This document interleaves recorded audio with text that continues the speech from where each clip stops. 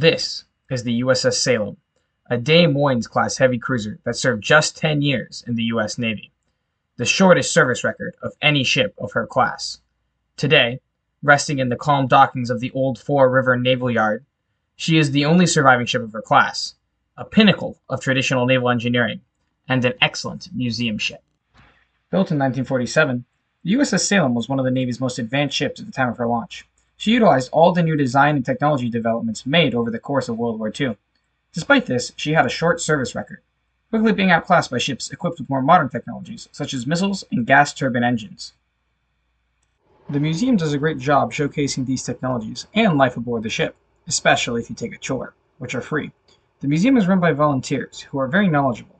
I had a great time going around with them and exploring the various aspects of the ship. If you're particularly interested in a specific area, the tour guides will often let you see it, even if it's normally off limits. This is a picture of the hangar, where they kept helicopters. The room is usually not open to the public, but because I was interested, the tour guides let me in. The ship was designed to carry 2 float planes originally. These would have been used for artillery spotting and reconnaissance. These planes would have been stored in the hangar and lifted up on the elevator, the outline of which is still visible on the floor. According to the tour guides, the elevator still works. However, by the time the ship set sail, float planes were obsolete and helicopters were used instead. If you don't want to take a tour, you can explore the ship at your own pace. The ship is far more open than most museum ships are, and there are few places you can't go on your own. The ship is massive, larger than the battleship USS Massachusetts, so there is plenty to explore. You may be asking, if the ship is so large, why is it not classed as a battleship? The answer comes down to Armament and Armor. The USS Salem's main turrets are equipped with 3 8-inch guns, whereas battleships are typically equipped with larger guns, usually between 12 and 16 inches. However, the Salem lacks in power. She makes up for it with her technology. The USS Salem was the first ship in the world with automated main guns. As seen in this old Navy training video, the guns are reloaded entirely via automated control. In addition, the turrets can be controlled remotely from the Fire Control Center. At the time of its construction, this was a huge leap in technology, enabling higher rates of fire with more precision. To put into perspective how impressive this was, the first computer was invented less than a decade earlier, and the electronic computation was already being used for automation, guidance, and range finding on board this ship. Another highlight of the ship is being able to see the bridge. On many museum ships, the bridge is off limits due to the dangers of going up several flights of steep stairs. But that is not the case on this ship. The bridge on the ship was surprisingly bare bones. There wasn't nearly as much instrumentation as I expected. Regardless, it is still lots of fun to pretend you are a captain or the helmsman. The engine room is another often off-limits area you get to see on this ship. The USS Salem was powered by 4 massive steam turbine engines, which could deliver up to 120,000 horsepower.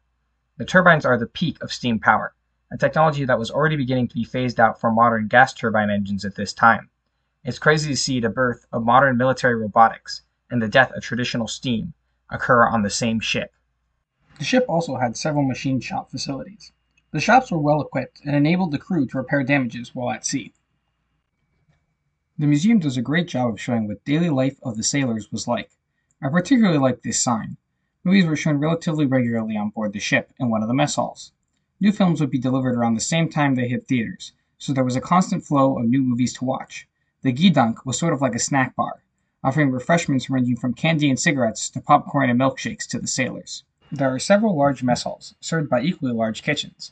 Movies would have been shown in the rear second deck mess hall, and all the messes would have doubled as social and common spaces for the sailors when they were off duty. When out to sea, the ship basically functioned as a floating town, and had everything necessary for daily life. This includes doctors, medical facilities, barbers, and the one I found the most interesting, the dentist office. As you can see, the crew was large enough to require 2 dentists and 2 dentist chairs. I can imagine it was quite hard working on people's mouths while the ship pitched and rolled on the high seas. Despite the ship's large size, the massive crew, reaching 1,800 when the ship was fully operational, meant that most still had to share cramped and confined quarters. Bunk rooms, like this one, are tucked throughout the whole ship, each holding anywhere from 10 to 100 men, depending on the room size and the rank of those calling it home. The higher ranks had their own private rooms, but even these were small and cramped. Like all good off-the-beaten-path attractions, the ship has some ghost stories associated with it. While the ship was never involved in combat, it did partake in several humanitarian aid missions, the most notable being in the summer of 1953.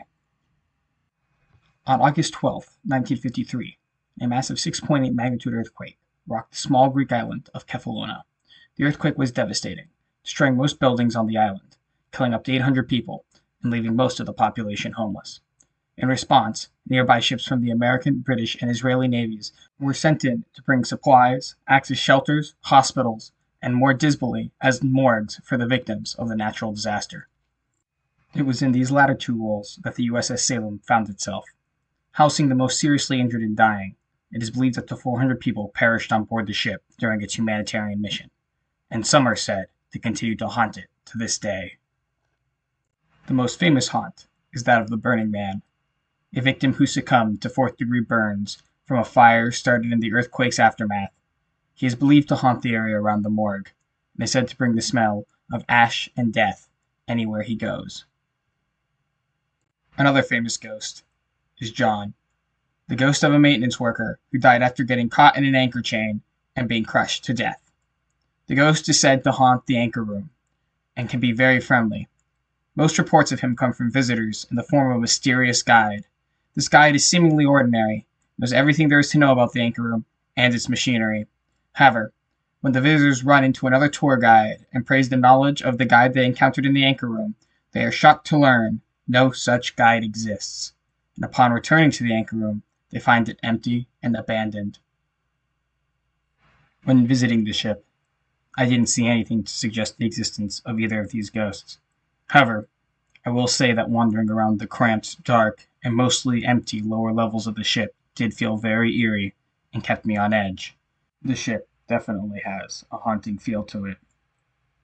On a lighter note, while I didn't see any ghosts, the tour guides did take me down to the ship's archives, which are normally off limits. The archives are located in one of the bunk rooms, and were kept unchanged from when the museum obtained the ship. As you can see, the bunks are stacked with items donated to the museum from the local community. The archives have tons of cool stuff, though one of my favorites had to be this German World War I fighter plane machine gun. They also had a World War II German anti-tank weapon, or Panzerschreck, which they even let me hold. The thing is deceptively heavy, weighing in at about 25 pounds unloaded. I can't imagine trying to steady this thing and fire while a tank is bearing down on you. But by far the coolest thing in the archives was this container. While the container looks unassuming, it is an incredible piece of Cold War lunacy. During the 1950s, these would have held a small nuclear warhead, which would have been fired out of the main guns.